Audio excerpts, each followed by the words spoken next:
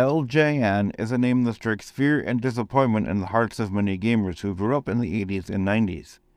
As a video game publisher, LJN had a reputation for producing some of the worst games of that era, often characterized by poor graphics, terrible controls, and frustrating gameplay. Despite having licensed some of the most popular franchises of the time, such as Spider-Man, X-Men, WWF, LJN consistently failed to deliver quality games that lived up to the expectations of fans.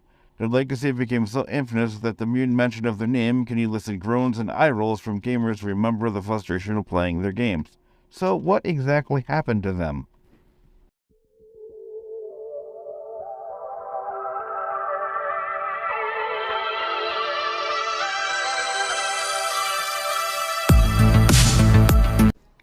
The mere mention of their name makes gamers groan and roll their eyes at how bad they were, but how did this all begin? LJN was founded by Jack Friedman in 1970 using funds from his employer, Norman J. Lewis and Associates, to which the name came from, which was the reverse of their initials. Jack decided to try his hand at making toys after seeing the growth of big names like Mattel and Milton Bradley, but he left LJN and created THQ and Jakks Pacific. Soon, LJN decided to divert funds set aside for TV ads to purchase licenses to make toys based off of TV shows, with the first line being based off of the show Emergency, followed by E.T. after Kenner and Ideal Toys turned down the idea, which turned out to be a hit, selling at 16 to 25 million without even advertising it at all. The next was a doll based off of supermodel and actress Brooke Shields, which had an advertising budget of $2 million, which made them $12 million in 1982. From 1971 to 1982, LJN's revenue rose from $5 million to $7 million just from the E.T. toys and Brooke Shield dolls alone. Soon they got a license from WWF, now known as WWE, to make a line of toys based off their show's roster from 1984 to 1989.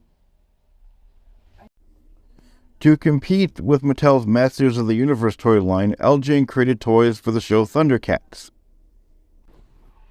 On March 26, 1985, MCA Incorporated purchased 63% of LJN stocks, and then would buy the rest of the stocks at $14.26 a share, which made the final offers to $66 million.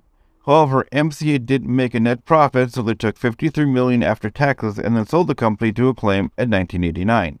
At this point, LJN's revenue was $100,510,000, with a total of loss of $37.3 million in 1987. So after massive dip in toys and selling to Acclaim, LJN tried their hand at making TV and movie-based video games for the NES and Game Boy in 1987, which netted them $70 million just in video game sales alone. Soon they made a line of pink goods called Gotcha, based off the movie Gotcha. However, it got some flack from consumer protection groups due to the potential danger to eyes, and then to get even more flack from law enforcement and Americans for domestic action for one of the most controversial toy lines ever, the Entertech toy machine gun water guns, for how realistic they looked, which caused them to change the look of the gun after 3 kids from the ages of 13 to 19 were killed by police officers, thinking the kids actually had real guns, and many cities and states. There's also the M16 rifle, the sidekick. During this time, Acclaim had ownership, and their first lawsuit happened when Clark Thiesman sued them for stating that the game Major League Baseball, which allowed players to simulate being a manager of a major league team, falsely advertised to have all the players, but only had their jersey numbers. Soon Acclaim decided to close LJN's toy line and turn their focus on making video games. However, in 1994, Acclaim closed LJN down for good, with the last game with the LJN trademark on it being Spirit of Speed 1937 in 2000. LJN soon became a memory of hate and frustration due to their poorly made movie and TV-based games, with some well-known YouTuber known as Angry Video Game Nerd showing how bad they really are. Why did a toy company turned video game developer die out? Well, after the flack over the Entertech water gun fiasco, LJN went into bankruptcy, and a massive recall on the Sling 'em Fling 'em wrestling toys due to kids from 6 to 9 being hurt by them caused Acclaim to dissolve the company completely. In the end, LJN's lack of quality ultimately led to their downfall. The company ceased operations in the late 1990s, and while their games may still be remembered, it is not for the excellence, but rather their many flaws and shortcomings.